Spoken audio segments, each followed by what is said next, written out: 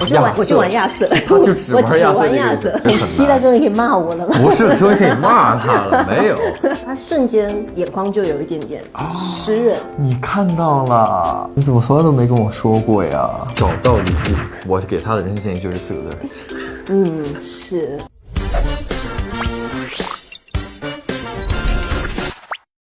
互相介绍一下对方在《狙击蝴蝶》这部剧中所饰演的角色，就是在你们心中，对方的人物是一个什么样的人？礼物是一个自由生，很优秀。一开始他其实很艰难，但他很坚强，然后也很有勇气。然后对曾经来说，礼物等于是在他非常黑暗时期，等于照射到他生命里的一束光吧。对于我来说，因为我在山区里面一开始嘛，无论是从他给我提供的学业上的帮助，还是情感上的支持，给我提供的情绪价值，都是算是在我比较阴暗灰暗的时刻照进来的一束光。曾经和礼物他们的姐弟恋既有现实的压力，又有比较纯粹的爱意。那2位认为他们之间的感情就是最打动人的地方是什么？我觉得他们的确是互相奔赴，然后互相救赎，在对方处在一个深渊里面，然后把对方从当中解救出来。对，因为很现实的一点就是我们的年龄确实有很大的差距嘛。我们2个在遇到彼此的时候，也确确实实都是彼此在比较低谷的时候。当时他也在面临着一段比较失败的感情，比较失败的婚姻，然后我呢又是在比较坎坷的一段时间，我也没有钱去上学，然后也得不到好的教育，家庭也比较压抑，比较低落的时候遇到彼此，没有料到他能改变我的生活或者怎么样。是在我们2个在相处的过程当中，慢慢发现这种2个人分手以后还能多年以后重逢，然后因为地理的坚持可以把这个缘分续上，其实也是很难得的。对。观众们看到花絮之后都在说2个人特别甜嘛，那就是如果让网友投票姐弟恋天花板，你们觉得他们俩能上榜吗？但愿能上榜吧。因为我自己是看过小说原著的，我自己是很为就是礼物跟曾经他们2个人这种互相救赎的感情所感动。从2016到2024年，这2个人他们的关系经历了各种的转折跟误会，最终双向奔赴嘛。在这段感情当中，最具挑战性的是哪一场戏，或者是哪个场景？就是我俩吵架那场戏。吵架那场戏，我的确觉得是整部戏最具挑战性的一场戏，情绪非常大，大开大合的那种。而且一开始我其实挺怕那场戏的，因为其实我一开始有点无法是吗？因为我无法理解为什么要说分手，我会觉得有点难转折。但是对于曾经来说，那个是他当下他必须要做的一件事情。2个人的关系当中可能存在一种时间差吧。那场戏就是2个人有提前，比如说对一下戏吗？还是我们前一天晚上有对，其实我们那场戏是在杀青的倒数第2天拍的。因为那场戏他们一直不停的修改，因为一直都会觉得还可以更好一点，还可以更好一点，所以就是我大概前面1个多月我就跟大家讲说，这场戏我要提前准备，因为我知道这场戏很大很难。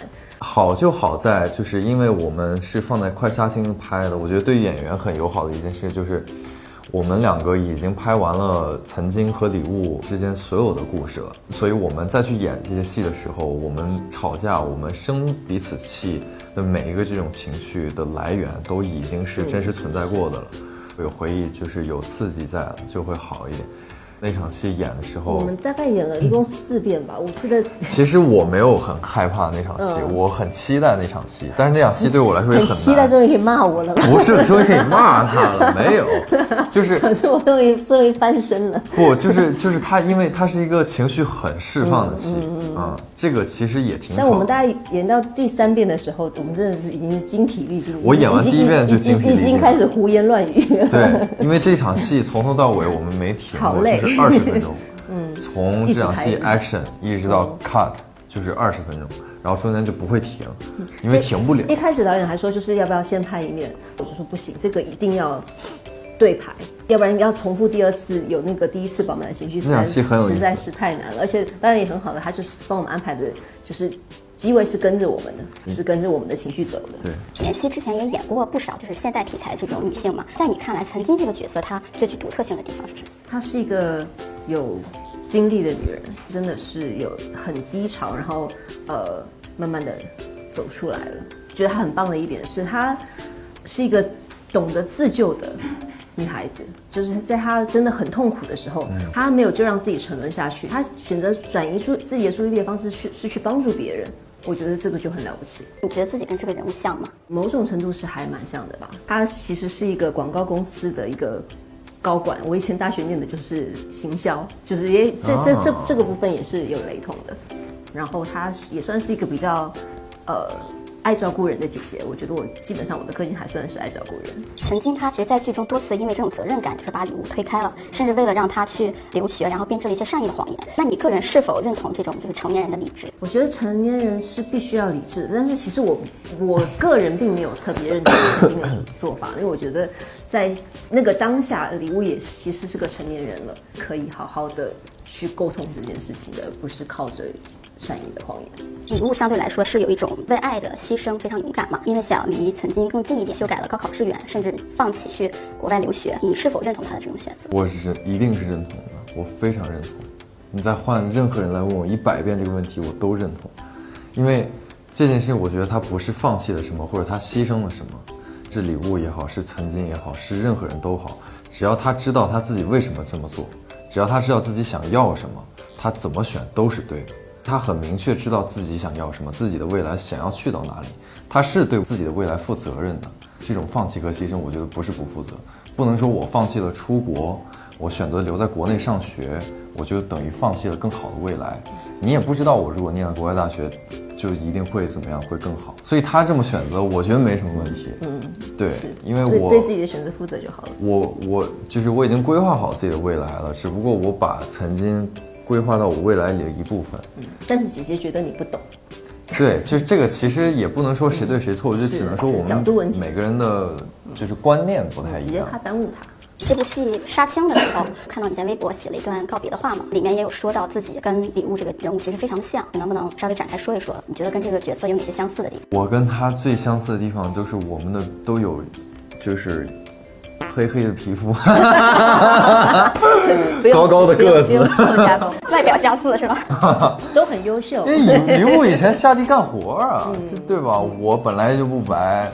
光从外形条件这一块，我就已经赢得了 casting 团队的认可。我跟他性格也有很多相似之处。我目前演过所有角色里面，我觉得跟我自己是会比较像的角色。我说一点啦，我觉得就是礼物其实是相对敏感的一个弟弟。我觉得柯宇其实他就不要看他就是这个样子，什么叫这个样子？你能挖哈哈的，我觉得他也有很敏感的一面。我记得有一场戏，他过年的时候到我们家，我爸爸妈妈就说：“哎，反正以后我们一起过年啊，等于是把他当自己家人一样。”然后他瞬间眼眶就有一点点湿润。你看到了，哇！我又不是想没有啦，就是那一场戏是我们在整个拍摄过程中比较前期的，但是他可以很快的就有那样子的情绪。我拍后面很多戏的时候，曾经会对礼物很心疼的一些情绪，我都会有那一场戏的印象在我的脑海里面。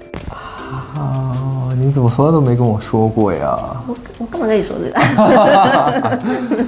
这次也是两位第一次合作拍戏嘛，两个人对彼此的初印象是怎么样的？合作过之后对彼此的印象有没有什么变化？初印象就是比较腼腆，然后就是乖乖的，现在印象依然是这样，我替他回答了，依旧是这样。后来印象就是还挺健谈的，很活泼啦。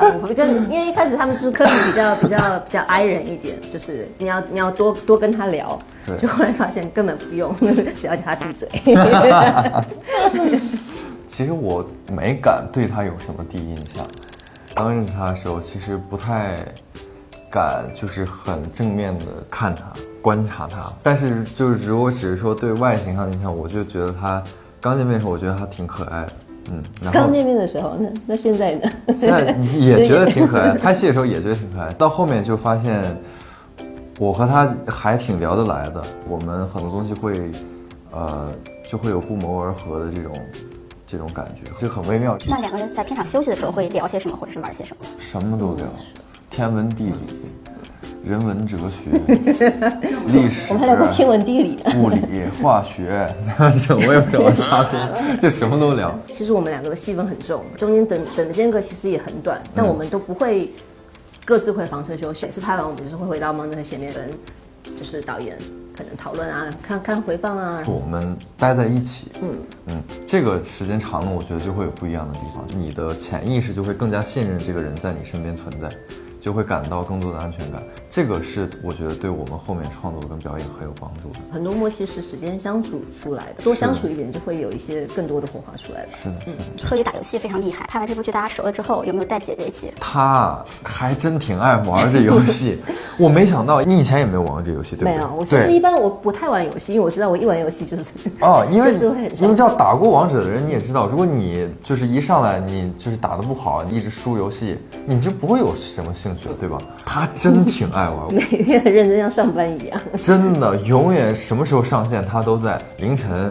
也是早上、也是最近中午、最近比较下午、闲晚上，任何时间段，对，都能够看到。什么英雄打得比较厉害？我就玩亚瑟，他就只玩亚瑟亚瑟，亚瑟就是新手村给你的那个英雄嘛，就一直玩。对，我只玩亚瑟。我其实想给你推荐点别的英雄玩玩，我就懒得练其他的。妍希曾经提到过说，曾经他是一个理想主义者嘛，但其实现实中的爱情往往是需要妥协的。那如果让你给曾经一句人生的建议，你会说什么？找到礼物。我给他的人生建议就是4个字。是，我觉得就是戏里面有一句话讲得很好，就是礼物的英文是 present， 可以是礼物，也可以是当下。会给他的建议就是专注在当下吧，好好的把当下过好，就是花若盛开，蝴蝶自来。曾经他在职场和感情中都表现出了特别强的韧性和清醒嘛，在面对母亲的反对时，他也会有脆弱的一面。你是如何理解他身上这种独立跟传统的冲突的？我觉得也并不冲突吧。我觉得父母很多时候其实是自己的护盾，也其实是软肋。跟父母有冲突其实是很正常的一件事情。他们就是可能有时候因为过度爱你，然后想保护你，想为了你好，可能会为了你着急。在面对父母可能会有这种比较脆弱的情绪，我觉得是很正常的事情。跟他本身是个很独立的女性，并没有冲突的。柯宇饰演的这个礼物，从比较敏感自卑的乡村少年，到了科技公司的合伙人，是有少年稚气跟成熟这样两面的。在饰演他的时候，这种反差的气质对于你来说有没有挑战？其实还是挺难的。有的时候上午下的通告戏是我刚进城的状态，到下午我又变成了总台，确实是挺有挑战的。还有我俩感情上面的，我一开始刚认识他，刚喜欢他，小心翼翼靠近他的时候，和我到后面很有进攻欲望的情感方式，其实对我来说都是有很大挑战。我要尽可能的去想清楚他的当下的这个心理状态，想清楚就才能稍微好一点。他从一个弟弟成长为能跟曾经并肩的情侣，他默默守护被大家称赞是姐弟恋教科书。如果网友喊话礼物重新定义年下男友，你觉得他最值得学习的恋爱观是什么？其实礼物我不觉得他有什么恋爱观，就是很简单的一个事儿和一个人。我喜欢你，那我就喜欢你，其实就这么简单。如果硬要把它比喻成一种恋爱观的话，那应该就是持之以恒，清楚自己是否爱他。你只要知道这一点，至于你想怎么爱他，就交给时间和生活。你在这个过程当中成长，但是唯一一点不能变的就是你要知道你是否还爱这个人。柯宇最近一段时间，从红房子到念无双，再到马上要开播的这个狙击蝴蝶，有各种不同类型的作品跟角色跟大家见面嘛？还有没有哪些题材或者是角色类型是特别想要挑战一下的？杀手，我的枪上装着消音器的，我穿着西服那种，就像新警察故事里的吴彦祖一样。主要是像吴彦祖一样。对于女演员来说，随着年龄的增长，在角色的选择上可能会有一些局限性出现。身处演艺行业，现在你对于年龄的增长会有焦虑和不安吗？我觉得肯定会有一些自己很喜欢的角色，可能我已经过了那个年龄段去演了。但我觉得好在我有了更多其他不同的经历。我觉得还是就是选择现在这个当下适合我这个阶段应该要去演的角色。这个采访播出的时候，戏也已经播出，所以其实随便聊这个戏的内容。但是因为我们本来就有小说，其实本来这些剧情大家都是知道的。你说的也非常有道理。我也觉得，